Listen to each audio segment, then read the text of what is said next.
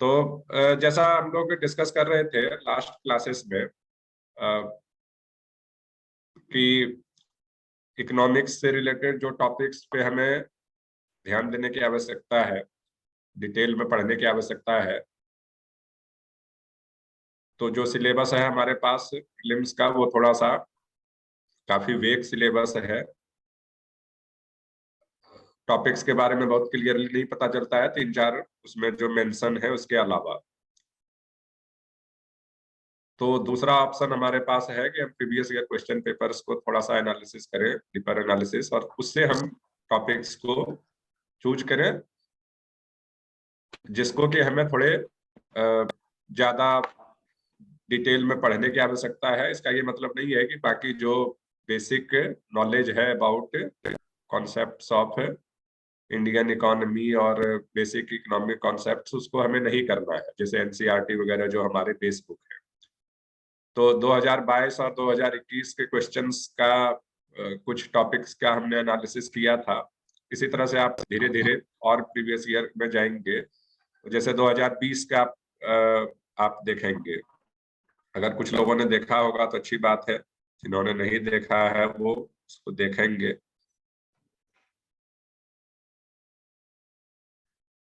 तो जो टॉपिक्स हैं हमारे पास, अगेन, तो क्वेश्चन कहाँ कहाँ से आए हैं 2020 में की बात करें अगर हम, तो बजट डॉक्यूमेंट से आए। अब बजट डॉक्यूमेंट एक कई तरह के डॉक्यूमेंट्स का एक कलेक्शन है। अब वैसे बजट के बारे में अलग से वो बाजार में भी आ जाता है, जब फरवरी और मार्च में जनरली अब फेब एंड में बजट आता है।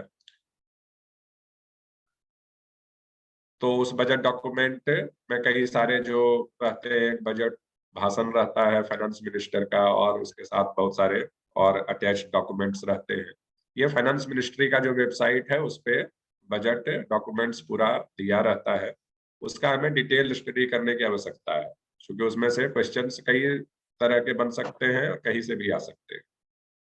तो एक सवाल उस बजट डॉक्यूमेंट से आया है, जो बजट डॉक्यूमेंट अगर आप किसी ने पढ़ा हो, जो कि हर साल लोग पढ़ते भी है, तो उस क्वेश्चन का आंसर वहां से किया जा सकता है।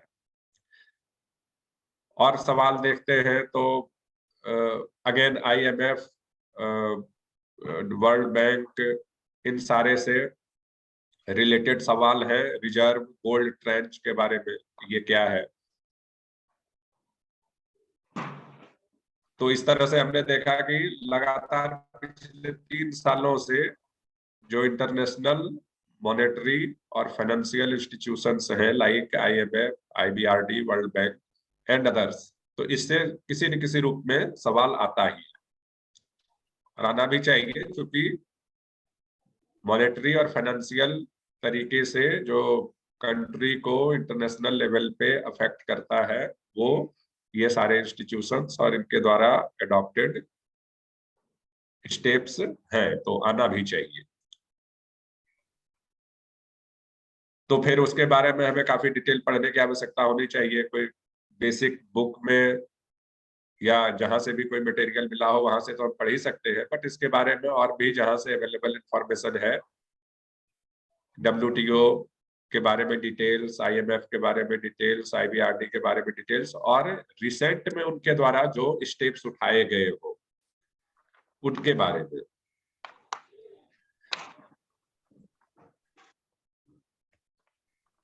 इसके बाद और और सवाल और सवाल क्या है उसमें, तो एक हमारे मनी सप्लाई के बारे में पूछा है। और सिंपल सा सवाल ये है कि आप अगर 1000 रुपये डिमांड डिपॉजिट के रूप में आप विड्रॉ करते हैं या इस तरह का कुछ है, तो इससे मनी सप्लाई में क्या इम्पैक्ट पड़ेगा। तो ये जो आपका बेसिक जो एनसीईआरटी का चैप्टर 3 है मनी एंड बैंकिंग के बारे में, ये प्राइमरली इसी के बारे में डिस्कस करता है। Concept of money banking, concept of demand for money and supply of money, और उसमें उसके रिलेटेड कॉन्सेप्ट्स हैं। तो ये सवाल मनी सप्लाई एंड डिमांड से बेसिकली मनी सप्लाई से रिलेटेड है, तो यहां से हम इसको आंसर कर सकते हैं।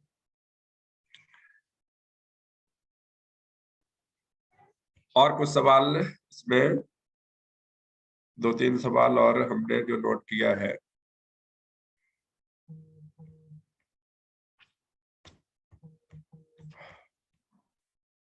ग्लोबल फाइनेंशियल क्राइसिस,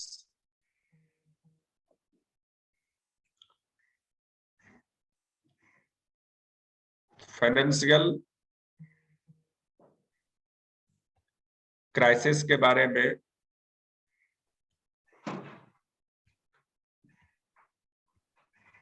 पूछा है कि अगर नेक्स्ट फाइनेंशियल क्राइसिस होता है as happened in 2008, what should be the appropriate policy adopted by the government? तो इसमें ऐसा नहीं कि पॉलिसी तो बहुत सारे सरकारें उठा सकती है, उठाती भी है।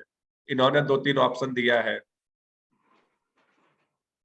पॉलिसी क्या क्या उठा सकती है, तो सरकार के पास बहुत सारे टूल्स हैं जो आगे डिस्कशन में आप लोग पढ़े भी होंगे या पढ़ेंगे, डिस्कस भी करेंगे हम लोग। Monetary policy, fiscal policy, financial sector में जो पॉलिसी है वो अडॉप्ट कर सकती है, एक्सचेंज रेट के बारे में पॉलिसी अडॉप्ट कर सकती है। तो बहुत सारी तरह के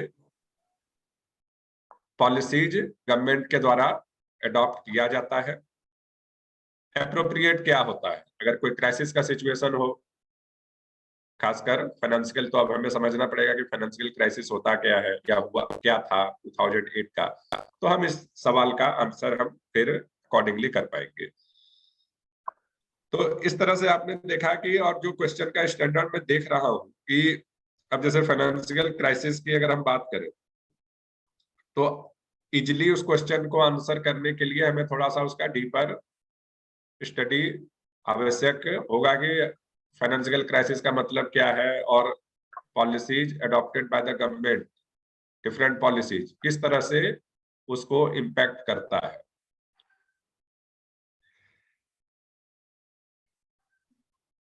तो इस प्रकार से अभी और कुछ सालों का क्वेश्चन का एनालिसिस हम करेंगे। तो एक रफ आइडिया पिछले 4-5 साल के क्वेश्चंस का जब एनालिसिस करने से ये पता तो चल ही जाएगा कि हमें शुरुआत तो ठीक है, जहां से भी करनी है हम कर सकते हैं, उसमें कोई बुराई नहीं है, लेकिन हमें जो एरिया, वैसे एरिया जहां पे हमें फोकस करने की आवश्यकता है, उसको हमें केयरफुली पिक करके उसको थोड़ा सा डिटेल, डीपर एनालिसिस और स्टडी करना पड़ेगा। इसमें ये सारे इंपॉर्टेंट एस्पेक्ट्स हैं। तो सबसे पहले इसमें हम ये देख लें कि पिछली बार जो नेशनल इनकम अकाउंटिंग का जो थोड़ा बहुत डिस्कशन हमने किया था, उसके बारे में किसी ने अगर पढ़ा हो और उसमें से अगर कुछ क्वेरीज हो तो उसके बारे में कुछ डिस्कस कर लेते हैं। उसके बाद फिर थोड़ा बहुत मनी बैंकिंग के बारे में एक ब्रीफ डिस्कशन हम कर लेंगे। डिटेल तो संभव नहीं होगा आज, मतलब आधे घंटे में, बट एक ब्रीफ आइडिया मिलने के बाद अगर आप लोग फिर पढ़ेंगे या पढ़े होंगे तो रिवाइज करेंगे, तो मुझे लगता है कि उसके बारे में एक और बेहतर कर सके। और अभी मैं सिर्फ इसकी एनसीईआरटी के लेवल की बात कर रहा हूँ, हालांकि उसमें भी बहुत सारे इंफॉर्मेशन है, बहुत सारे कॉन्सेप्ट है, डिटेल में नहीं है। उसके बारे में हम और डिटेल भी कर सकते हैं। और मनी बैंकिंग वाला जब चैप्टर आप पढ़ेंगे या जिसने पढ़ा होगा, उससे फिर मेरा आग्रह रहेगा कि ये जो हमारा क्वेश्चन है यूपीएससी के वेबसाइट पे जो है, ये मैं शेयर भी कर दूंगा या आप लोगों में से भी कोई कर सकते हैं। 2020 का जो क्वेश्चन पेपर है सिविल सर्विस का, इसका क्वेश्चन नंबर 50,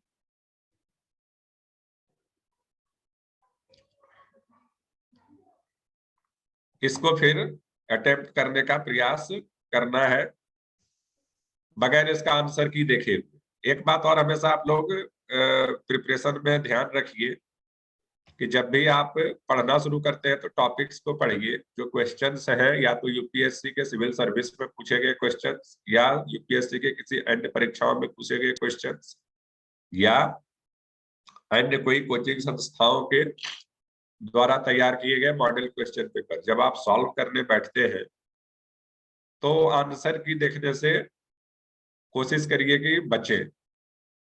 आपको अगर कोई टॉपिक या कोई ऑप्शन समझ में नहीं आ रहा हो तो कोशिश कीजिए कि उस टॉपिक को फिर से जाके पढ़े किताब में या जहां कहीं से भी अवेलेबल सोर्स ऑफ इंफॉर्मेशन है, जिससे कि उस ऑप्शन के बारे में हमारे अंडरस्टैंडिंग क्लियर हो। पढ़ के आंसर की देखने से तो पता चल जाता है कि हाँ, जो 4 ऑप्शन में से 3 नहीं ही है, बट ये बिना आंसर की देखे सिर्फ किताब और सोर्सेस ऑफ इंफॉर्मेशन के आधार पे अगर आप खुद से एनालिसिस करके अगर उस कंक्लूजन तक पहुंचते हैं तो उससे केवल वो सवाल सॉल्व नहीं होगा बल्कि कई और सारे सवालों के लिए भी वो अंडरस्टैंडिंग डेवलप करेगा।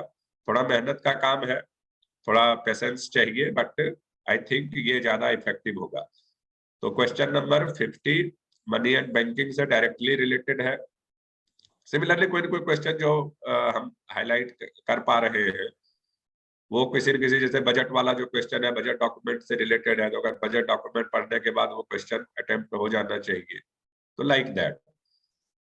तो सबसे पहले पिछली बार नेशनल इनकम अकाउंटिंग के बारे में जो डिस्कशन हुआ था उसके बारे में किसी ने पढ़ा हो, अगर कहीं पे कोई क्वेरी तो आना ही चाहिए क्योंकि ये टॉपिक इतना वास्ट है कि 1-2 बार पढ़ने से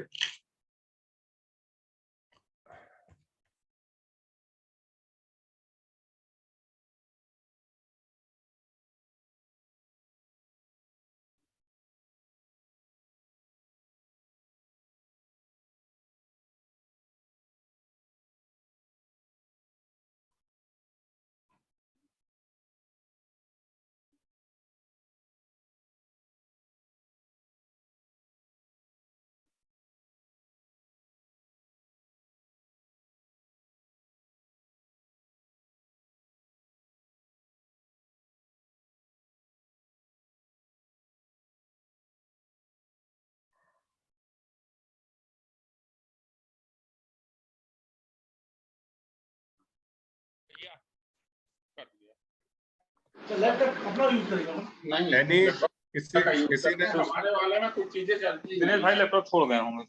छोड़ गए तो वो अपने ऑफिस में लगा तो हाँ किन्हीं का वो है माइक ऑन है तो कृपया म्यूट कर लीजिए। सॉरी सर, गलती से हो गया था। तो एक बार ये कर ले कि किसी कैंडिडेट ने अगर वो एनसीईआरटी का चैप्टर पढ़ा हो और किसी पर्टिकुलर पॉइंट पे उनको अगर कोई कंफ्यूजन हुआ हो, होना ही चाहिए अगर पढ़ने के बाद। ऐसा अगर नहीं हुआ है तो बड़ी अच्छी बात है, आप सभी लोग काफी इंटेलिजेंट स्टूडेंट हैं। Any query?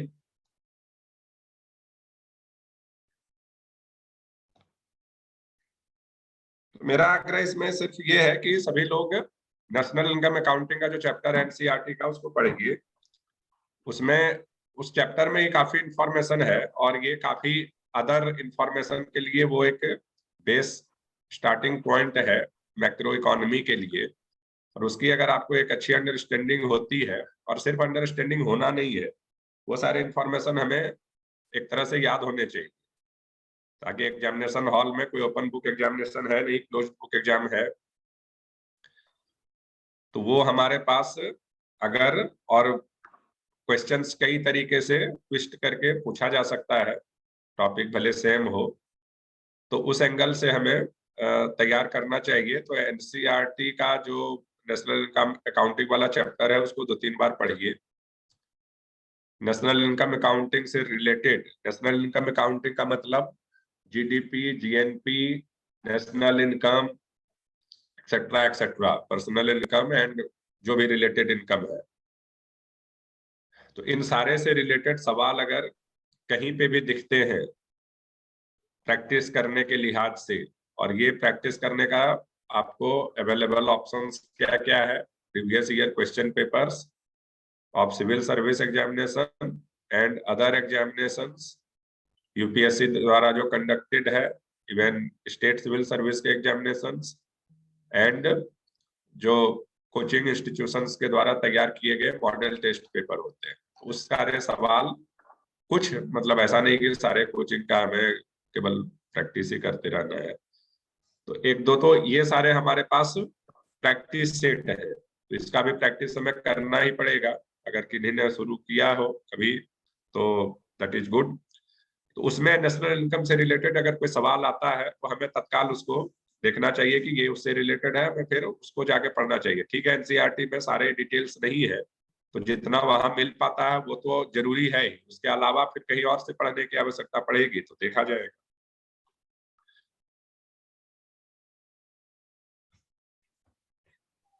ठीक है, तो अगर किसी ने अगर उसको अगर नहीं पढ़ा है तो प्लीज गो थ्रू इट, और उसके आधार पे अपनी अंडरस्टैंडिंग डेवलप कीजिए, नोट्स बनाइए छोटे छोटे। एनसीईआरटी के क्वेश्चन के एंड में जितने सवाल हैं उसको सॉल्व कीजिए। अब बाकी जो टेस्ट पेपर वगैरह है वो तो ठीक है, बाद की भी बात है, कुछ दिनों के बाद भी ज्यादा ज्यादा बड़ी सर तैयारी ठीक होगी तो हम कर सकते हैं। जी बताइए। सर हमारे लिए माइक्रो इकोनॉमी इम्पोर्टेंट है कि मैक्रो? मैक्रो ज्यादा इम्पोर्टेंट। हमें मतलब यूपीएससी के पर उससे माइक्रो नहीं पढ़नी है, मैक्रो मैं मैक्रो पढ़नी नहीं है, लेकिन आप ये देखिए कि सवाल जो है एक दो जो पिछली बार हमने डिस्कस किया कि वो डिमांड से था, तो अब इंडिविजुअल लेवल पे जैसा हमने कहा कि मैक्रो एग्रीगेट लेवल की बात करता है, और ज्यादातर सवाल मैक्रो पर्सपेक्टिव से ही आएंगे। यस सर, वो ऑल इंडिया लेवल पे होता है। हाँ, मतलब कंट्री लेवल की बात है तो ज्यादातर सवाल कंट्री लेवल की बात से आएगी। इंडिविजुअल लेवल की जो बातें होती है वो माइक्रो में हम डील करते हैं, लेकिन कभी कभार जो बेसिक कॉन्सेप्ट्स हैं लाइक इलास्टिसिटी वगैरह, फैक्टर्स ऑफ प्रोडक्शन वगैरह, ये सारी चीजें माइक्रो इकोनॉमिक्स कवर करती है। तो Yes. आप समझिए कि अगर 10-12 सवाल है, अगर 10-12 सवाल है उसमें से हो सकता है कि एक दो सवाल आपके माइक्रो से आते हैं, इससे ज्यादा की Okay. संभावना नहीं है। अधिकांश तो जो पैटर्न हम देख रहे हैं उसमें ज्यादातर कवरेज जो रहेगा वो मैक्रो से ही रहेगा, और हमेशा से रहा।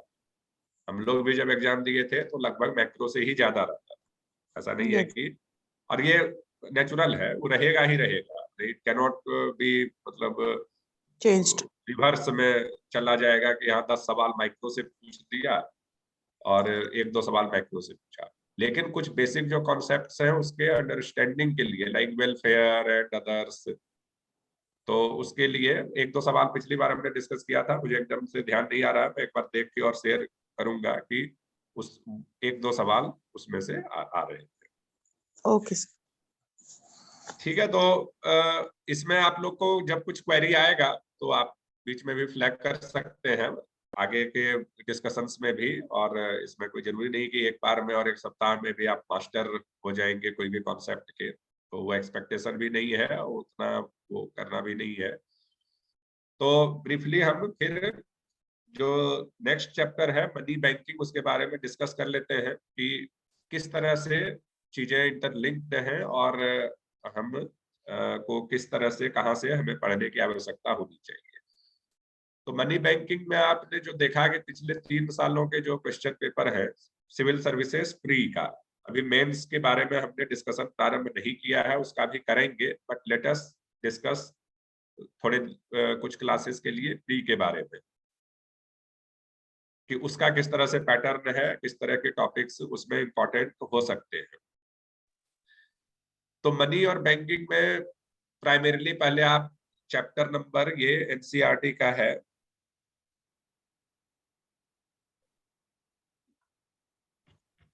चैप्टर 3 है एनसीईआरटी का, ये आपका कॉन्सेप्ट के बारे में बात करता है, मनी एंड बैंकिंग। इसके जो टॉपिक्स हैं,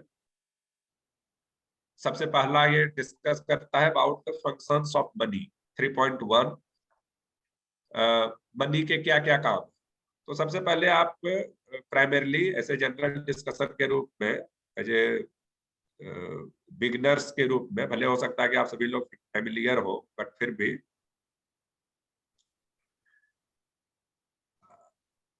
सबसे पहले हम देखें कि मनी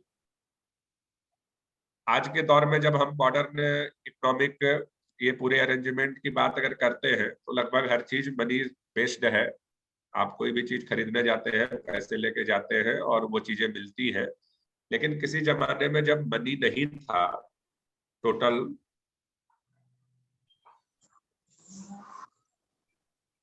तब हम बार्टर सिस्टम यूज करते प्रिमिटिव सोसाइटी की अगर हम बात करें तो जब मनी नहीं होगा तो उस समय आप सभी ने पढ़ा होगा कि बार्टर एक्सचेंज का सिस्टम रहता था। कि अभी भी बहुत सारे जगहों पे आप देखेंगे, और खासकर अगर ट्राइबल सेटिंग में आप सभी कभी लोग देखने गए होंगे तो वहाँ हाट लगते हैं। अब हालांकि वहां पे भी मनी एक्सचेंज ही होने लगा है, लेकिन बहुत जगहों पे ऐसे भी रहता है कि आप अभी भी एक सामान के बदले दूसरे सामान ले जाए। तो और हम बहुत हजारों साल पहले अगर कोई प्रिमिटिव सोसाइटी को इमेजिन करें, या उस समय होगा ही वैसी ही इकोनॉमी में भी, तो उसमें लोगों के जब रिक्वायरमेंट कम थे तो बार्टर एक्सचेंज होता था, वस्तु विनिमय। एक सामान के बदले दूसरे सामान को ले लें। अगर हमारे पास कम सामान की आवश्यकता है किसी व्यक्ति को, तो उसमें थोड़े थोड़े आपस में बार्टर एक्सचेंज किया जा सकता है। बट जैसे जैसे इकोनॉमी हमारी बढ़ती जाती है, सोसाइटी कॉम्प्लेक्स होते जाते हैं, तो बार्टर एक्सचेंज में काफी दिक्कतें हैं। तो फिर आता है मनी। अब मनी क्या है कि डिफरेंट पॉइंट ऑफ टाइम पे मनी कई तरह के रहे हैं। ये मेटल के भी हो सकते हैं। आज का जो करंट जो दौर है उसमें आप देखते हैं कि पेपर मनी है। किसी समय में चमड़े का भी सिक्का चलाया गया था, लाइक दैट। तो मनी किस चीज का हो सकता है, ये डिफरेंट समय में सोसाइटी के रिक्वायरमेंट के अनुसार से, और उस समय जो अरेंजमेंट था, पॉलिटिकल और इकोनॉमिक अरेंजमेंट, उसके अनुसार से तय होता रहा। तो गुड्स एंड सर्विसेज का हम जनरली कंजम्पशन करते हैं एज ए ह्यूमन बीइंग,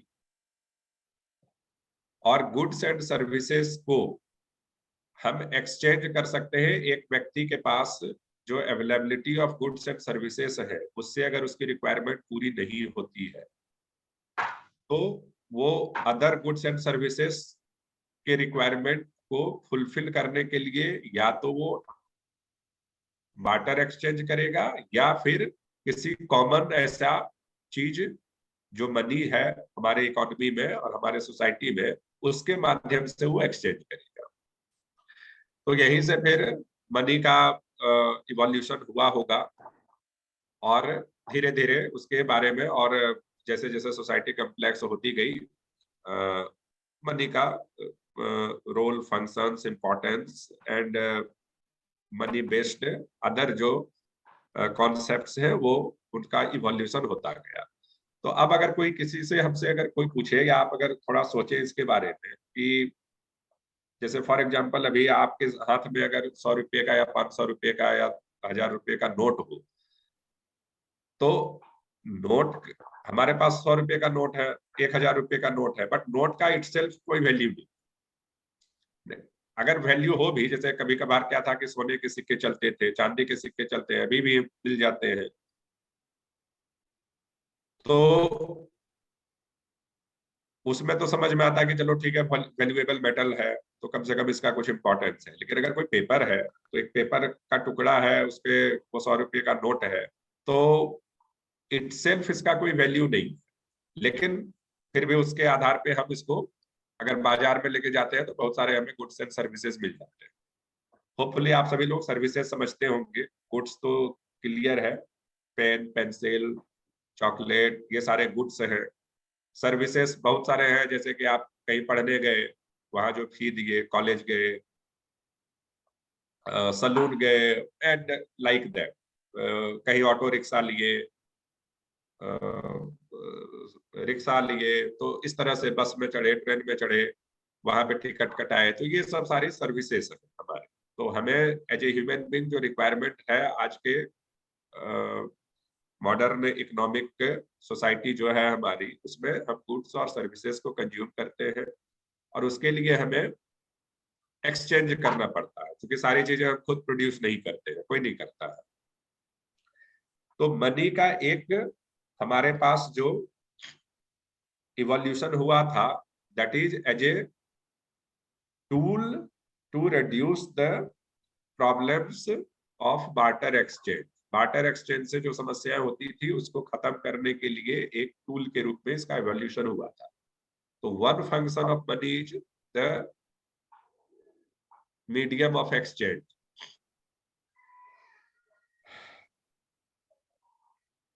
तो एक जो मनी का मेन जो रोल हुआ इवोल्यूशनरी, अगर मनी के इवोल्यूशन को देखे हैं तो एक जो मेन फंक्शन ऑफ मनी था वो हमेशा था मीडियम ऑफ एक्सचेंज। इसके माध्यम से हम गुड्स और सर्विसेज को परचेज कर सकते हैं जाके कहीं पे भी, मैंने जहां पे भी उसको सेल परचेज होता है उस पॉइंट पे जाके हम उसको ये कर सकते हैं। बट क्या केवल यही फंक्शंस मनी को है? किसी ने पढ़ा हो इस चैप्टर को, मनी और बैंकिंग? Yes sir. तो मनी के और फंक्शंस क्या क्या है? Sir can be used as most liquidity assets. हाँ, लिक्विड एसेट, हाँ तो asset is important. Liquid liquid तो ठीक है, लिक्विड भी एक आप देखिए, आप इसी सब चीजें से धीरे धीरे आपको तैयारी में बाकी सभी लोग भी सुन रहे होंगे, तो हमें ये करना पड़ेगा कि भाई एसेट क्या है, और इकोनॉमिक्स में खासकर एसेट का क्या डेफिनेशन है, और लिक्विड इलिक्विड क्या मतलब है। बट ठीक है, तो ये हमारे लिए एक एसेट का भी काम करता है। ऐसा नहीं है कि आपके पास 100 रुपये का नोट है तो आज आपने अगर उससे गुड्स और सर्विसेज खरीदा तब तो ठीक है, अगर आज नहीं खरीदा तो कल ऐसा नहीं है कि वो 100 रुपये का नोट आपका बेकार हो जाए। उसको कल भी खरीद सकते हैं उससे 100 रुपये का, ठीक है, चीजें थोड़ी सस्ती महंगी हो सकती है। सस्ती महंगी अगेन ये भी एक अलग इकोनॉमिक कॉन्सेप्ट है जो इम्पोर्टेंट है, मैक्रो इकोनॉमिक कॉन्सेप्ट है, इन्फ्लेशन डिफ्लेशन एक्सेट्रा, जिसके बारे में डिस्कशन होगा। तो it is the another function of money is it is also used for store of value. Store of value को ही हम कहते हैं कि एज ए एसेट, एक एसेट के रूप में भी हम इसको यूज करते हैं। तो हम अपने घरों में आप सभी भी देखे होंगे कि हमारे पास कुछ कैश हमेशा रहता है। ये इसलिए रहता है कि हम जानते हैं कि ये हम अभी हमारे पास कोई यूज नहीं है, लेकिन कल हो सकता है यूज हो सकता है, 4 घंटे के बाद इसका यूज हो सकता है। That is the store of value. Asset के रूप में हम उसको यूज करते हैं। लिक्विड इसलिए है कि जैसे हमारे पास कोई अगर सोने का ही एक सिक्का है हमारे पास आज के डेट, बट हमको जाके बिस्किट खरीदना, तो अब किसी हम बिस्किट खरीदने के लिए किसी दुकान पे जाएंगे या मिठाई खरीदनी, तो हम दुकान पे जाएंगे, हम कहें सोने का सिक्का देंगे, तो ठीक है, ऐसा नहीं कि एकदम से वो नहीं देगा, लेकिन फिर वो थोड़ा सा हेजिटेंट रहेगा, रिलक्टेंट रहेगा कि भाई सोने का कितना वैल्यू होगा, इसकी प्योरिटी कितनी होगी, इसके बराबर कितनी मिठाई हो जाएगी। कैलकुलेशन में उसको बहुत समय लगेगा, और इसीलिए वो कोशिश करेगा कि भाई आप तो कैश ले आइए। तो इसलिए हमारे पास जो सबसे लिक्विड एसेट रहता है वो मनी के रूप में, जो स्टोर ऑफ वैल्यू का जो सबसे लिक्विड फॉर्म है वो हमारे पास ये कैश है, दैट इज मनी। तो एक अनदर फंक्शन, तो केवल ये मीडियम ऑफ एक्सचेंज नहीं है, it is also store of value. तीसरा मनी का फंक्शन और धीरे धीरे क्या हुआ कि ये unit of account, unit of account भी है। यूनिट ऑफ अकाउंट क्या क्यों है? क्योंकि अगर आप नेशनल इनकम अकाउंटिंग आप पढ़ेंगे जाके, और सबको पढ़ना ही है, मैंडेटरी है ये, तो आप देखेंगे कि धीरे धीरे हम क्या करते हैं कि सारे जो हमारे एग्रीगेट है उसको हम किसी यूनिट के टर्म में एक्सप्रेस करते हैं। फॉर एग्जांपल जीडीपी, तो हम कहते हैं कि हमारा जीडीपी है 20 लाख या 25 लाख करोड़ रुपए। तो again unit of account is rupees.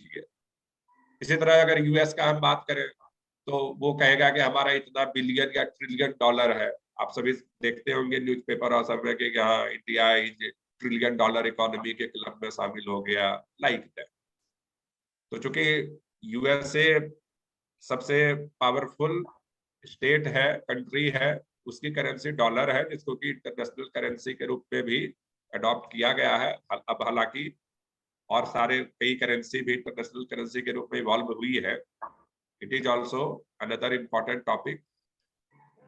तो हम ये देखते हैं कि मनी के रूप में हम जो हमारे एग्रीगेट्स है, और केवल मैक्रो इकोनॉमिक एग्रीगेट की बात नहीं करते हैं, हम बाकी एग्रीगेट की भी बात करते हैं। अपने डोमेस्टिक लेवल पे भी हम वो करते हैं कि भाई जैसे हमने कुछ खरीदा, मोबाइल ही खरीदा, तो हम बताते हैं कि इसका कितना प्राइस है, तो 10,000 रुपये। तो दैट इज हम उसको यूनिट में, हम उसको अकाउंट में हम कन्वर्ट कर रहे हैं कि ये 10,000 यूनिट के बराबर है। और इससे हम कंपेयर कर पाते हैं कि हाँ कोई चीज इससे ज्यादा कॉस्टली है, सस्ती है, कितने यूनिट के बराबर दूसरा कमोडिटी है। अदरवाइज अगर एक लैपटॉप की कीमत अगर 40,000 रुपये है और एक मोबाइल की कीमत 10,000 रुपये है, तो लैपटॉप और मोबाइल की यूनिट को हम कंपेयर नहीं कर सकते, बिकॉज ये दोनों डिफरेंट कमोडिटी है। लेकिन अगर हम उसको एक कॉमन यूनिट में कन्वर्ट करते हैं, 40,000, 10,000, तो हम इसको फिर कंपेयर कर सकते हैं कि 1 laptop is equivalent to 4 units of that mobile, जिसका प्राइस 10,000 है और जिसका प्राइस 40,000 है। तो हैंस तो हमारे पास मनी का जो फंक्शन है वो as a unit of account है, कहने का मतलब ये। तो सर एक मिनट, ये ना थोड़ा सा कंफ्यूजिंग है। जैसे यूनिट ऑफ अकाउंट में हम सिंपल यूनिट क्यों नहीं बोलते? जैसे हमने यूज तो रुपीज ही करने हैं, तो हम इसको एज ए यूनिट क्यों नहीं बोल देते? यूनिट ऑफ अकाउंट क्यों बोला है? क्योंकि अकाउंट कोई चीज का, हम अगर हिसाब किताब नहीं रखना हो, अकाउंट का मतलब है कि लेखा जोखा, सिंपल जो लिटरल मीनिंग है। But if we are not concerned with this type of comparison, ठीक है, तो हम फिर अकाउंट रखेंगे ही। हम मनी रिलेटेड बात कर रहे हैं, अकाउंटेंट की बात कर, इसीलिए हमने ये ऐड किया गया। हम डेफिनेटली कुछ कंपेयर कर रहे हैं। Okay sir. We are comparing, for example GDP itself कोई बहुत मीनिंगफुल नहीं है। कोई एक ही साल, अगर हम एक ही साल के जीडीपी की अगर हमें बात करनी है, तो कोई बात नहीं है कि जितना भी प्रोडक्शन हुआ इट्स एनफ। लेकिन हम इकोनॉमिक पॉलिसी वैसे डिटरमिन नहीं करते हैं, हम 2 साल, 4 साल, 10 साल के कंपेयर करते हैं। And that's why it's like more of accounting में भी तो हम यही करते हैं, ठीक है। बाकी और भी बहुत सारे काम करते हैं, कीप ट्रैक कि हम किस तरह से इंक्रीज डिक्रीज हो रहा है, और दो चीजों के बीच कंपैरिजन है, and hence it is considered as unit of account. Okay, thank you sir. तो बेसिक फंक्शंस ऑफ मनी हमारे 3 है। अब नेक्स्ट टॉपिक में आते हैं। इसमें मतलब और भी बाकी आप लोग इसको डिटेल पढ़ेंगे, और जहां अगर कोई कंफ्यूजन होगा तो हम इसमें फिर डिस्कस करेंगे। ऐसा नहीं है कि बस इतना ही के बाद इसमें और कुछ नहीं है।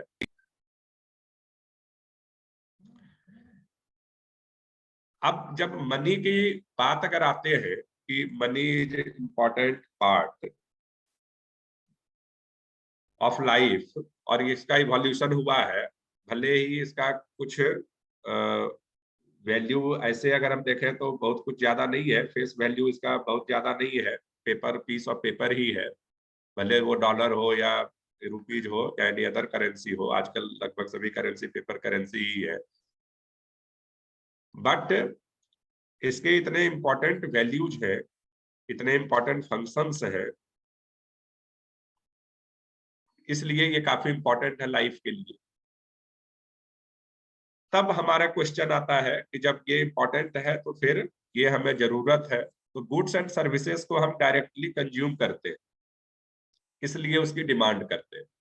इसलिए हमें माइक्रो इकोनॉमिक्स थोड़ा पढ़ना पड़ेगा कि which what are the factors which determines the demand of any commodity, goods और services by any economic agent like human being. तो गुड्स और सर्विसेज का तो समझ में आता है कि हर ह्यूमन बीइंग को जिंदा रहना है, सरवाइव करना है, और सिर्फ सरवाइव नहीं करना है, एक क्वालिटी सरवाइव करना है, कंफर्टेबल सरवाइव करना है। इसलिए हम बहुत सारे गुड्स एंड सर्विसेज की डिमांड करते हैं। अगर कंफर्टेबल सर्वाइवल की बात नहीं हो तो बहुत सारे जो हम आज के समय में डिमांड करते हैं चीजों को, वो सारे रिडंडेंट हो जाए। सर्वाइवल के लिए बहुत कम चीजों की आवश्यकता है, बट हमारे सोसाइटी वैसी नहीं है कि हम बस बेयर मिनिमम सर्वाइवल की बात करते हैं। तो इसलिए हम बहुत सारे goods and commodity, goods and services की डिमांड करते हैं। तो वो तो समझ में आता है कि चलो भाई गुड्स है, सर्विस है, इसके बिना हम ट्रेवल करना है तो हम कहीं जाएंगे ही। घर में भी बहुत सारे तरह के इक्विपमेंट्स हैं, उसको हम यूज करेंगे ही, तो उन सारे की डिमांड यूज करेंगे। बट मनी का तो ऐसा कोई डायरेक्ट यूज है नहीं, तो उसकी क्यों डिमांड करेंगे हम। लेकिन हमने जैसे अभी देखा कि मनी के इम्पोर्टेंट रोल हैं टू प्ले, और इसीलिए हम इसकी डिमांड करते हैं। और यहीं से क्रिएट होता है कि मनी का डिमांड करते क्यों है एंड कौन कौन करता है इसका demand, and that is described briefly in this section 3.2 demand for money. और जब डिमांड ऑफ मनी को हम डिस्कस कर लेते हैं, ब्रीफली मैं बता दूं थोड़ा सा डिमांड ऑफ मनी हम करते क्यों है। तो अगेन जो एक कॉमन जो इकोनॉमिक डॉक्ट्रिन है, एक तो हमारे एक्सचेंज के लिए हम करते ही है,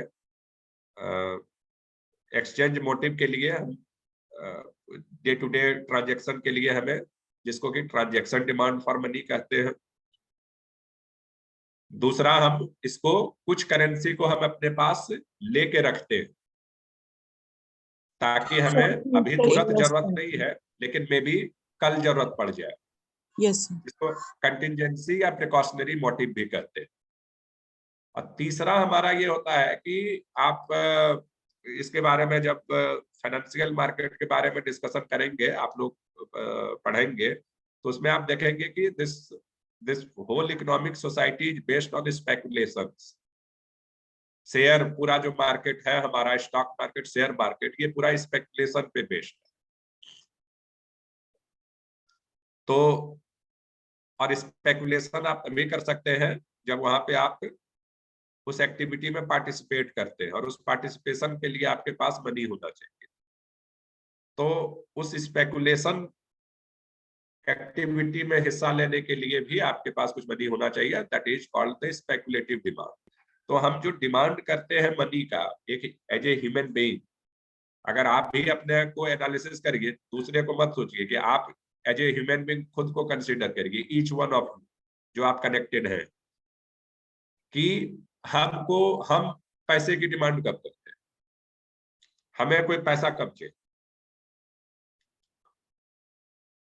तो आप देखेंगे कि या तो आप कुछ पैसे की डिमांड तब करेंगे जब आपको कोई चीज खरीदना हो, तो अब आपको लगेगा रिक्वायरमेंट। डिमांड का मतलब रिक्वायरमेंट, तो आपको लगेगा कि हाँ पैसे हमारे पास होने चाहिए। और रिक्वायरमेंट का मतलब आजकल आप, मार्केट का मतलब अब ऑनलाइन मार्केट का भी है। तो मार्केट इज नॉट लाइक कि हम दुकान में जाएंगे वहां खरीदेंगे तब। अब आप अगर आप किसी ऑनलाइन प्लेटफॉर्म से भी खरीद रहे हैं तो डिमांड, तो उसके लिए आपको पैसे चाहिए। दूसरा, पैसा आप देखेंगे कि हर आदमी के पास 10, 20, 50, 100 रुपया हमेशा पड़ा रहता है। उसका इमीडिएट कोई यूज नहीं है, लेकिन फिर भी वो पड़ा रहता है। तो that is your precautionary demand. Speculation हर कोई इतना जनरली करता नहीं है, बट कुछ लोग करते हैं एक्टिवली। तो जो करते हैं वो उस डिमांड के फिर कैंडिडेट बन जाते हैं। तो these are the basic motives of demand for money. इसके बारे में आप लोग पढ़िएगा, फिर थोड़ा और डिटेल करेंगे। इसमें बहुत ज्यादा एनसीईआरटी में दिया नहीं है, तो मे भी कहीं और से पढ़ने की आवश्यकता पड़ेगी। तो अगर कोई मटेरियल हो है आपके पास तो अच्छी बात है, कोई बुक वगैरह नहीं है तो विल डिस्कस। नेक्स्ट क्वेश्चन आता है, नेक्स्ट टॉपिक आता है supply of, that is more important. और यहीं से हमारा सारा जो एक मेजर टॉपिक है ये शुरू होगा। तो मनी का तो हमने देखा कि रोल बहुत इंपॉर्टेंट है, उसके फंक्शंस भी काफी सारे हैं, डिमांड भी वो है इकोनॉमी में। बट मनी जैसे कि ये पेपर मनी है आज के समय में, पुराने समय में राजा महाराजा के समय में गोल्ड कॉइन होते थे या सिल्वर कॉइन होते थे, तांबे के सिक्के होते थे, बहुत सारे डिफरेंट टाइम पे डिफरेंट मेटल्स के इंक्लूडिंग चमड़े तक के सिक्के चले हैं, जारी हुए हैं। तो इस मनी को डे टू डे में लाता कौन और ये कैसे आता है, what is the concept behind this all such activity. तो ये सारे में आपको डिटेल पढ़ने की आवश्यकता है और इसी से मॉनेटरी पॉलिसी वगैरह जुड़ा हुआ है, जिसपे लगभग हर साल क्वेश्चन आते ही है। तो आई थिंक मनी और बैंकिंग का this is the most important topic कि हमारा सप्लाई ऑफ मनी क्या है and how it gets determined in an economy. इसी से फिर आपका डोमेस्टिक सप्लाई है, इंटरनेशनल करेंसीज है, बहुत सारी चीजें, एक्सचेंज रेट वगैरह आगे जाके, नॉट ही राइट नाउ बट आगे जाके फिर ये सारे चीजें जुड़ जाती है। तो ब्रीफली जस्ट टू मेंशन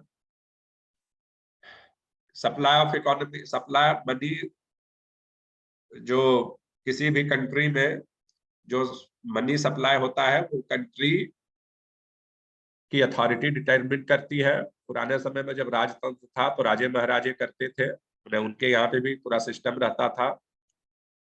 आप सभी टकसाल वगैरह का नाम सुना होगा, वहां जहाँ पे कि सिक्के वगैरह ढाले जाते थे।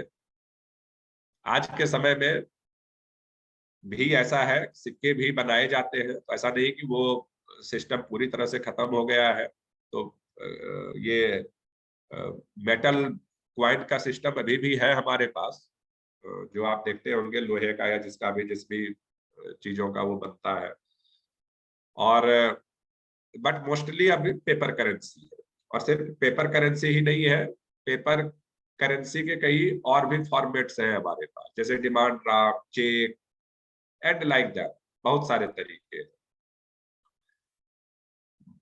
तो प्राइमरीली जो सप्लाई ऑफ मनी को डिटरमिन करता है वो करता तो गवर्नमेंट ऑफ इंडिया है, जो भी उस कंट्री की जो सरकार होगी वही डिटरमिन करेगी, बट सरकार डायरेक्टली नहीं करती। इसके लिए पूरा एक अलग इंडिपेंडेंट सिस्टम है and that is called the central bank of the country. तो हर कंट्री का लगभग एक सेंट्रल बैंक है। भारत का central bank reserve Bank of India है। तो reserve Bank of India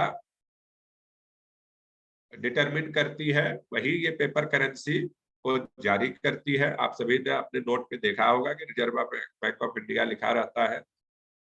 but ये जो पेपर करेंसी है, this is not the only type of currency और मनी इन द इकोनॉमी। हमने जैसा देखा डिमांड ड्राफ्ट, चेक वगैरह भी मनी के ही इनडायरेक्ट फॉर्मेट्स हैं।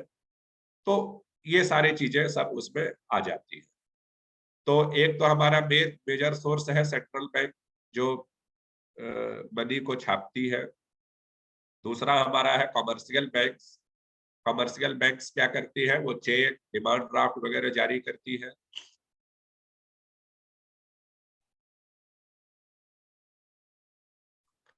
तो ये दो जो हमारे सिस्टम है, ये दो सिस्टम मिलके मेजर हमारे जितने भी करंट मनी सप्लाई है इकोनॉमी में वो डिटरमिन करती है। इसको डिटेल में पढ़ने की आवश्यकता है, लोग इसको डिस्कस और करेंगे अगर इसमें कंफ्यूजन होगा तो। अब होगा कि मनी क्रिएट कैसे होता है सिस्टम में, कितनी छापती है। तो आप देखेंगे कि जितना हमारे पास करेंसी की अवेलेबिलिटी है, मनी सप्लाई अगर देखेंगे तो उससे कहीं ज्यादा रहता है। गवर्नमेंट ऑफ इंडिया आज के समय में जो मनी सप्लाई का जो फिगर जारी करती है, वो 4 तरह के मनी एग्रीगेट्स है, M0, M0, M1, M2, M3 and M4। इसको भी जानने की आवश्यकता है। ये M है aggregate money supply in the economy in the country. इसके क्या क्या कॉन्सेप्ट है, इसको भी आपको जानने की आवश्यकता है। बट ये आप तब जानेंगे जब आपको एक बार ये कॉन्सेप्ट क्लियर हो जाएगा कि वास्तव में मनी सप्लाई कैसे होता है। अगर 1 रुपये रिजर्व बैंक छापती है तो उसका इम्पैक्ट इकोनॉमी में क्या पड़ता है, कितने के इक्विवेलेंट फिर मनी सप्लाई इकोनॉमी में बढ़ जाता है। या कॉमर्शियल बैंक अगर 1 रुपये का चेक देती है, जारी करती है, या डिमांड ड्राफ्ट के लिए वो किसी को ये करती है, तो कितना हमारा इम्पैक्ट पड़ता है इकोनॉमी।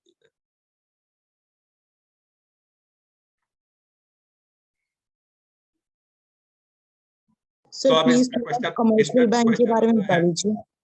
इसमें फिर क्वेश्चन आएगा कि भाई पेपर ही करेंसी है तो फिर इतना लोग को इतना करने की क्या आवश्यकता है, डरने की आवश्यकता है? इसमें इतना कोई महंगा चीज भी नहीं है, तो क्यों नहीं छाप सकती है? बहुत ज्यादा छाप के इतनी गरीबी दिखती है, ये दिखती है, वो दिखती है, तो सबको बांट दे सरकार छाप के। तो इसमें भी दिक्कतें हैं। और कमर्शियल बैंक्स जो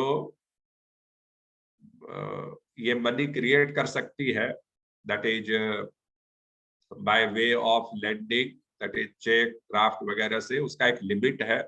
वो लिमिट कैसे तय होता है, ये इसका भी प्रावधान किया गया है। तो ये भी इसमें आगे आपको पढ़ना है। देन रिलेटेड कॉन्सेप्ट आता है जिसपे कि हमेशा क्वेश्चंस आते हैं, लाइक कैश रिजर्व रेशियो क्या है। ये सब जो टूल्स हैं जिसके माध्यम से और मे भी कह सकते हैं पॉलिसी है जिसके माध्यम से government of India, that is the reserve bank, क्या करती है, मनी सप्लाई को रेगुलेट करती है। क्योंकि वैसे तो देखने में लगता है कि बड़ा आसान है कि करेंसी हमने छाप दिया और या ये बाकी कर दिया तो मनी सप्लाई तो जितना चाहे उतना हो जाए। बट जितना चाहे उतना हो जाए, अगर मनी सप्लाई अगर वैसे अनरेगुलेटेड रहेगा तो इसके बहुत सारे बैड इम्पैक्ट क्रिएट होंगे इकोनॉमी में। तो इसीलिए मनी सप्लाई को रेगुलेट करना important role and functions of central bank. Government का तो है ही, गवर्नमेंट ओवरऑल तो रिस्पॉन्सिबल है ही। तो that's why there are several tools जिसके माध्यम से Reserve Bank of India, that is the central bank, regulate करती है मनी सप्लाई को। और इसके बारे में फिर बहुत सारे हैं, आप सभी ने सुना होगा, थोड़ा बहुत पढ़ा भी होगा, जैसे repo rate, reverse repo rate, open market operations etcetera, like bank rate etcetera. तो ये सारे टूल्स हैं जिसके माध्यम से डिमांड और सप्लाई सप्लाई ऑफ मनी को कंट्री में रेगुलेट किया जाता है। डिमांड के बारे में भी ये जो बॉक्स है उसमें थोड़ा बहुत दिया है डिस्क्रिप्शन, जो अभी हम लोग डिस्कस कर रहे थे, demand of money, transaction motives वगैरह। तो इसको भी आप लोग पढ़िए, तो इसमें अगर दिक्कत आएगी तो फिर डिस्कस करेंगे। तो कुल मिला के ये जो पूरा चैप्टर है, इट्स ऑल अबाउट, जो M1 M3 की बात कर रहे थे, M1 M2 M3 M4, ये भी दिया हुआ है बॉक्स में, तो उसको भी आपको एक बार पढ़ने की आवश्यकता है। डीमोनेटाइजेशन के बारे में एक बॉक्स दिया हुआ है, जिससे कि अभी 2-3-4 साल पहले डीमोनेटाइजेशन किया भी गया था, उसके क्या इम्पैक्ट्स हैं, क्यों किया जाता है, ब्रीफली दिया है इसके बारे में, और डिटेल हम डिस्कस कर पाएंगे। तो कुल मिला के जो ये पूरा चैप्टर है, it's all about role of money, demand for money and supply of money in the economy, and tools to regulate the supply of.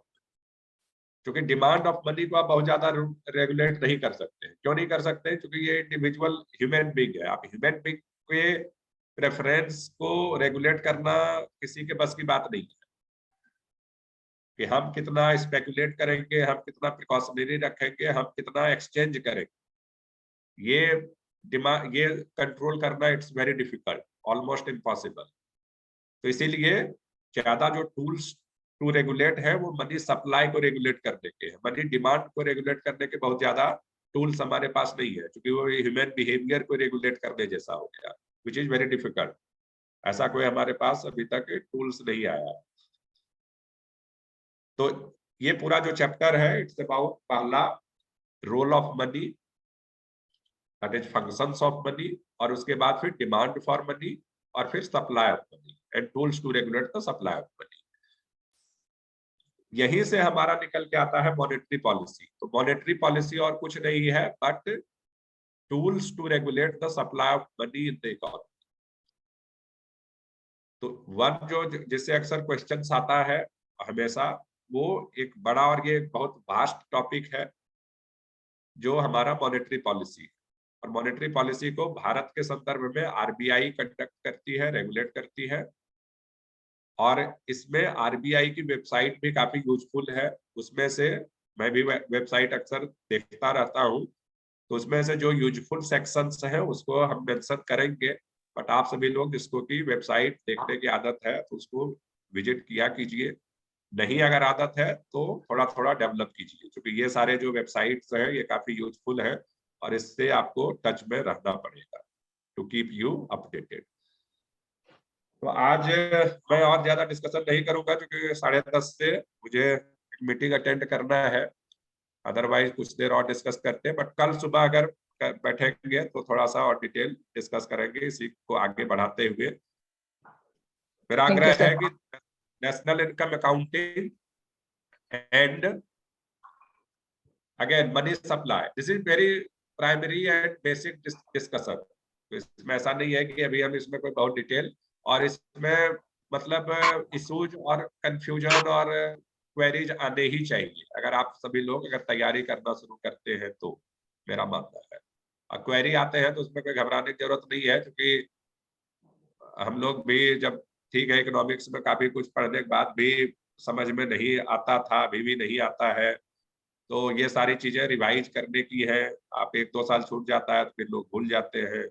तो कुल मिला के ऐसा कुछ नहीं है कि अगर कोई चीजें समझ में नहीं आ रही हो, भले वो लगता हो कि ये बड़ा बेसिक सा कॉन्सेप्ट है, हाँ, लेकिन मेरा ये सुझाव जरूर है कि कोई भी टॉपिक को 2 बार 3 बार जरूर पढ़िए, उसके बाद समझ में नहीं आया डेफिनेटली डिस्कस कीजिए, ठीक है, उसको छोड़ना नहीं, जिससे कि वो और फिर उस पे बेस्ड जो सवाल है उसको सॉल्व करिए तो अच्छी तैयारी हो जाएगी। यही तैयारी का रूल है और क्या। ठीक है, एनीथिंग अभी कुछ आप लोगों की तरफ से अगर कुछ सुझाव हो किसी टॉपिक के बारे में कुछ और, तो मैं थोड़ा सा और उसको प्रिपेयर करके उस एंगल से फिर डिस्कस करूंगा, अदरवाइज हम इस डिस्कशन को तो आगे बढ़ाएंगे। Sir everything is okay. अगर कुछ हो कहीं कोई पर्टिकुलर टॉपिक या कहीं कुछ कंफ्यूजन हो तो एक आध बार आप लोग भी ग्रुप पे हैं तो इसलिए मैंने भी रिक्वेस्ट करके उसमें अपने को ऐड करा लिया है, तो आप हाईलाइट कर सकते हैं। Will try to discuss more about those topics कहीं कुछ अगर आए तो। ठीक है, तो फॉर टुडे दैट्स इट। कल फिर इसको डिस्कस करेंगे, आगे डिस्कशन को बढ़ाएंगे। Thank you sir. Thank you. Thank you sir.